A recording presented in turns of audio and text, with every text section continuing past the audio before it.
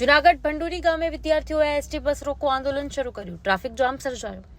જૂનાગઢ ભંડુરી ગામના વિદ્યાર્થીઓએ શાળા કોલેજ જવા માટે બસ સેવાઓનું નિયમિત ન મળવું મુદ્દે એક તીવ્ર આંદોલન શરૂ કર્યું છે. વિદ્યાર્થીઓએ તેમના આવાગમન માટે જરૂરી એસટી બસોના રમણીઓને સપ્લાય પર નિરાશા વ્યક્ત કરી હતી.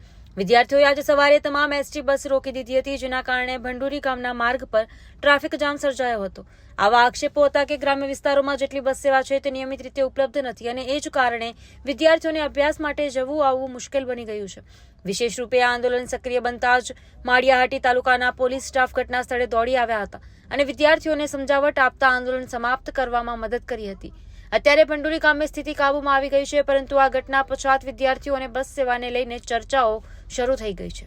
Bureau report Pratap Sisodia, Maliya Hatina. માં motor driving, safe and sure driving. Driving એ શોખ સાથે આપની મોટી જવાબદારી પણ છે. અમારા ઇન્સ્ટ્રક્ટર દ્વારા સચોટ અને સરળ માર્ગદર્શન.